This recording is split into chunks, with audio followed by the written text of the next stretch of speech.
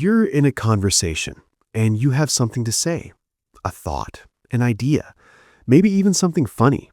But before it comes out, you pause, you adjust it, you soften it, or you just don't say it at all. And later, you tell yourself, I'm just not that interesting.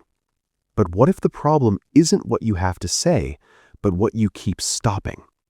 Problem deep dive. It doesn't feel like fear. It feels like control. You're not quiet because you have nothing to say. You're quiet because you're constantly editing. Every sentence goes through a filter. Is this too much? Is this weird? Will they understand this? Is this the right moment? And by the time your brain finishes checking, the moment is gone. So you say something safer, shorter, flatter, or you stay silent. Over time, something subtle happens. You start to sound less like yourself, more neutral, more predictable. And because of that, people respond less curiosity, less engagement.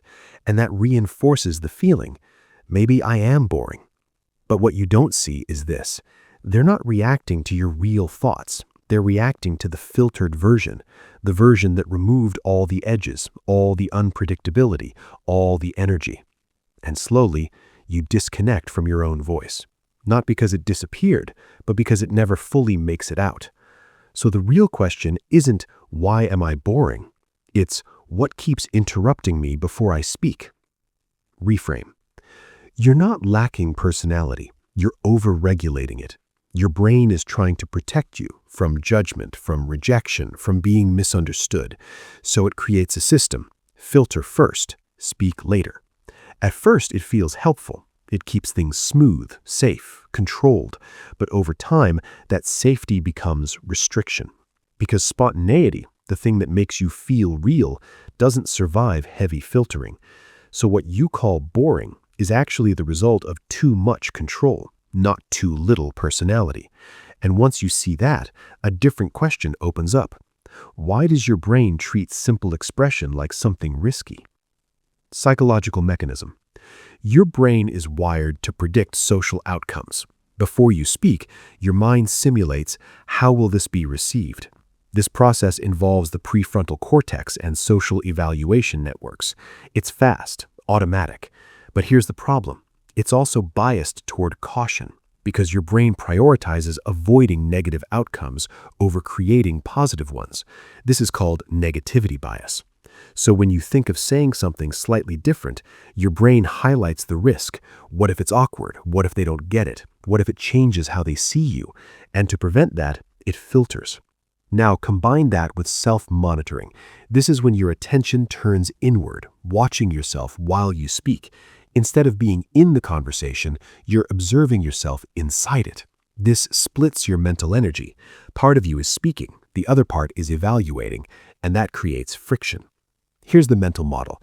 Imagine your thoughts as a flowing stream, natural, continuous, but your brain places a gate in front of it. Only certain thoughts are allowed through, safe ones, polished ones.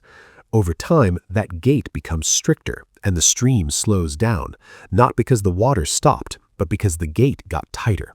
So how do you loosen that gate without feeling exposed? Practical framework. You don't need to become more interesting. You need to reduce unnecessary filtering. 1. Speak before your brain fully edits. Right now, you wait for the perfect version. What to do? Let thoughts come out slightly unpolished, not chaotic, just less processed. Why it works? It bypasses overactive prefrontal filtering and allows more natural expression. Real-life example. Instead of refining a sentence in your head, you say the first clear version that comes up. 2. Shift focus from self to conversation. You're monitoring yourself too much. What to do? Focus on the other person's words, tone, and reactions. Why it works?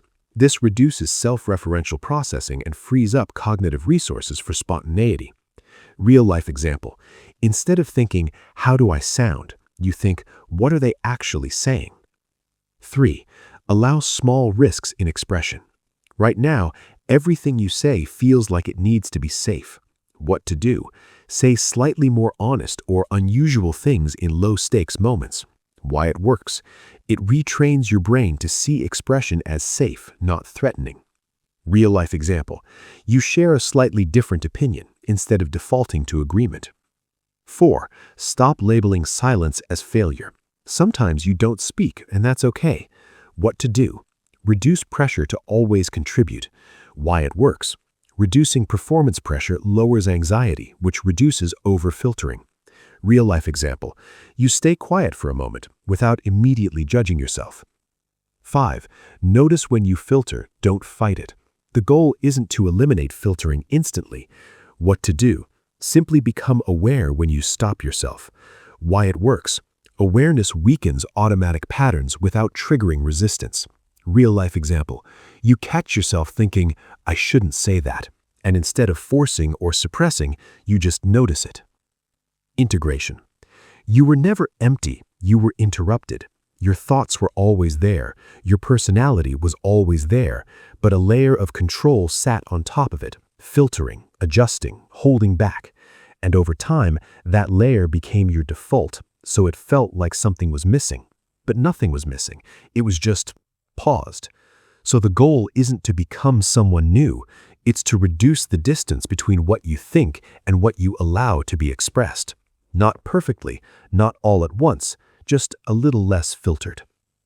Quiet, empowering close. You don't need to be more interesting, you need to be less interrupted. Because the version of you that feels natural isn't built, it's already there, underneath the pauses, the edits, the second guessing. And the more you let it through, even imperfectly, the more real you begin to feel, not just to others, but to yourself. So next time you hesitate, notice it. That small moment where something wants to come out and almost does, because that's where your real voice lives, not in what you say perfectly, but in what you almost didn't say at all.